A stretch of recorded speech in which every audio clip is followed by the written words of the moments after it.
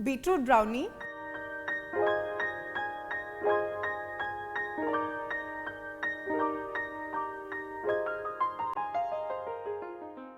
Hi, welcome to Sanjeev Kapoor Khazana. I'm Sonika, and the recipe that I've got for you today is that of a dessert. So we're making a slightly unusual dessert today because we're using beetroots in it. We're making a beetroot brownie. Let's take a look at all the ingredients we need to make this. Boiled and grated beetroots, castor sugar, refined flour, chopped dark chocolate, cocoa powder, vanilla essence, eggs, chopped walnuts, butter. So now we can start preparing this very interesting brownie recipe. And for that, I'm going to cream together castor sugar and eggs. So let's crack 2 eggs in a large bowl because we don't want the batter to be spluttering all over when we're whisking this. Let's add the castor sugar to this. And now we want to beat this till it's nice and fluffy, so that should take around a minute or 2.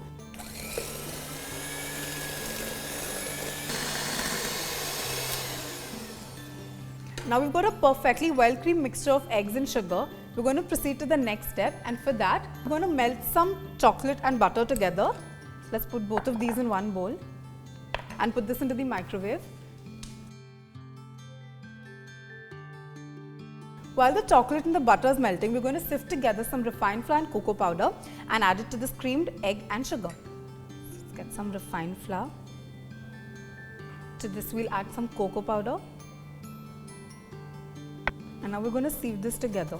So we're sieving this together so that we get a nice lump-free flour mixture into this batter. So the butter and sugar is nicely melted. I'm just going to give this a good mix. So I'm going to give this a good mix, and we're going to let it cool down slightly. So we don't have to add a really hot mixture into this as the eggs are going to scramble.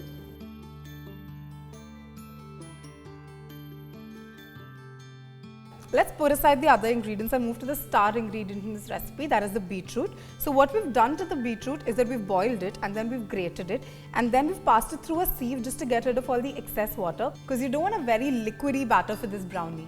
Next, we've got some walnuts over here because I love the crunch that they provide in a brownie. And we're going to dust this with some flour because we don't want them to sink at the base of a brownie once we bake them.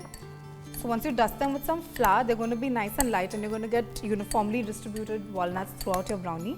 So now we can add the walnuts to this. Now that the chocolate and the butter mixture is melted and it's cooled, we're going to add it to the batter.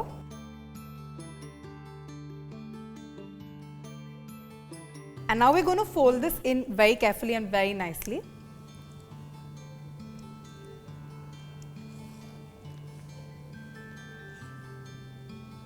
Next, we're going to add in some vanilla essence. So a few drops of that. And finally, we're going to add in the beetroot. Now let's give this a mix again.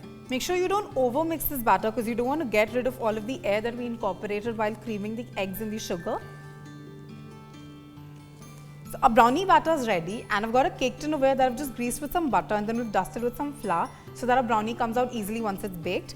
All we need to do now is to pour this batter into the cake tin.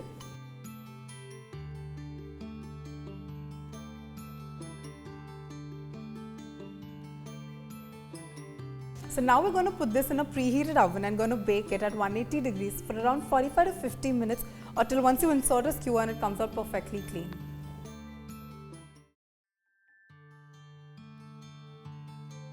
Who would have thought that you can make such a great dessert using beetroots? But we just did. So make sure you try this recipe for a beetroot brownie because it's a fabulous recipe and it's a great way to make those people eat beetroots who don't like eating them.